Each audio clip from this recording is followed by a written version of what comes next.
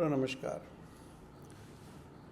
आज मैं ऐसे ही यूट्यूब को ब्राउज़ कर रहा था, तो मुझे एक होम्योपैथ फिजिशियन का एक वीडियो मिला और उसका जो थंबनेल था वो उसमें अभी जो उत्तर प्रदेश में कुछ मेडिसिन्स में जो एनालिटिकल टेस्ट जब उनका किया तो किसी में स्टेरॉयड या एलोपैथिक मेडिसिन वो पाई गई। बड़ा चर्चित सा केस था।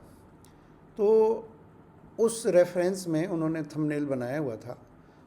मैं 6 मिनट की एक वीडियो थी, तो मैं उसको गो थ्रू हुआ तो मुझे बड़ा आश्चर्य हुआ कि एक होम्योपैथ चिकित्सक जो है वो आयुर्वेद की दवाइयों के ऊपर एक भ्रामक वर्डिक्ट अपनी तरफ से, मुझे लगता है अज्ञानता में उनसे ये हुआ होगा। वो कुछ औषधियों में स्टेरॉयड पाए गए, ये बात बिल्कुल सही है। कुछ नकली की श्रेणी में डिफ़ाइन की गई थी, ये बात भी बिल्कुल सही है। लेकिन उसमें पर्टिकुलरली जिस औषधि पर बहुत ज़्यादा उन्होंने स्ट्रेस दिया वो लीव 52 था, जो हिमालय वेलनेस की बनाई हुई है। और मुझे लगता है कि कोई भी चिकित्सक, चाहे वो एलोपैथ का हो चाहे वो आयुर्वेद का हो, ऐसा नहीं होगा कि उसने अपने क्लिनिकल एक्सपीरियंस में इस औषधि को बहुतायत के साथ प्रयोग ना किया हो। और ये कहने में भी कोई संकोच नहीं है कि ये उन गिनी चुनी औषधियों में से एक है कि जिसका बड़ा नाम है और इसका बड़ा मार्केट भी है। मैं ये बात बहुत क्लियर कर दूं कि ना तो हिमालय वेलनेस से मुझे कोई लेना देना है और ना ही उस होम्योपैथिक चिकित्सक से। मेरा लेना देना जो है वो आयुर्वेद से है। आज आयुर्वेद पर जिस तरीके से हर तरफ से हमला हो रहा है, ऐसा मैं कहता हूँ, जो गलत है उसको हमें गलत कहना चाहिए। अगर किसी औषधि में, आयुर्वेद की औषधि में अगर स्टेरॉयड मिला है या उसमें एलोपैथ के सब्सटेंसेस पाए गए हैं तो वो किसी भी हालत में स्वीकार्य नहीं है। लेकिन यहाँ विषय ये है कि जिस औषधि में किसी अन्य कारण से उसको बैंड की श्रेणी में रखा गया, तो वो लोगों को ना बताकर ये बताया जाए कि उसमें स्टेरॉयड हैं, तो ये उस औषधि विशेष या उस कंपनी विशेष का मेरा मतलब अर्थ नहीं है। लेकिन वो आयुर्वेद के ऊपर एक बहुत बड़ा क्वेश्चन मार्क लगता है। जैसा कि मैंने पहले भी एक वीडियो में बताया था कि ये पूरा केस आखिर था क्या।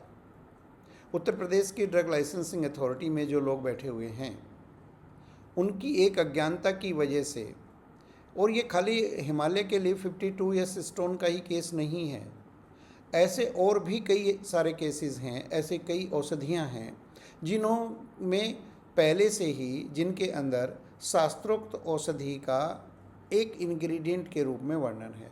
तो उन्होंने अज्ञानता में उन सभी औषधियों को जिनके अंदर इस तरीके के सब्सटेंसेस एज इंग्रेडिएंट हैं, उनको उन्होंने नकली की श्रेणी में रख दिया।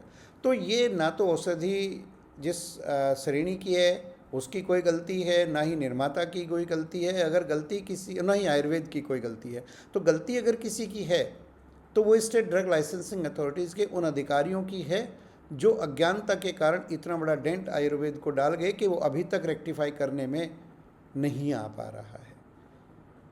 और वो होम्योपैथी का वो चिकित्सक, अरे भाई, आप भी आयुष का एक हिस्सा हैं। चारों तरफ से आयुष को ख़त्म करने के बहुत सारे लोग लगे हुए हैं। वो चाहे सुप्रीम कोर्ट का कोई केस चल रहा हो या डीएमआर एक्ट के अंतर्गत कुछ चीज़ें हो रही हों, या ये उठाया जा रहा हो कि इसमें हैवी मेटल्स हैं, या होम्योपैथी को सूडो साइंस के रूप में प्रतिस्थापित करने के लिए, या प्लेसिबो के नाम से, ये बहुत सारे फैक्टर्स हैं। तो इन सब पर हमें सम्मिलित रूप से मिलकर काम करना चाहिए। और जिस औषधि में, मेरे विचार से लीव 52, जैसा मैंने पहले भी कहा है कि एक उच्च श्रेणी की औषधि है, एक बहुत बड़ी कंपनी के द्वारा बनाई गई है, और टेस्ट लैब में भी उसमें अधोमानक या कम स्टैंडर्ड या कोई एलोपैथ की दवाई या स्टेरॉयड मिला हुआ नहीं पाया गया। तो वो जो कारण था वो क्लियर हो गया है, उसको अलाउ किया गया है। दोबारा से गवर्नमेंट ने भी नोटिफाई कर दिया है कि ये गलती से हुआ है और इसकी बिक्री पर किसी भी प्रकार का कोई प्रतिबंध नहीं है। फिर भी हमारे होम्योपैथी के चिकित्सक महोदय जो हैं वो अज्ञानता में जो गलती स्टेट लाइसेंसिंग अथॉरिटी ने की है वही गलती हमारे माननीय चिकित्सक भी कर रहे हैं।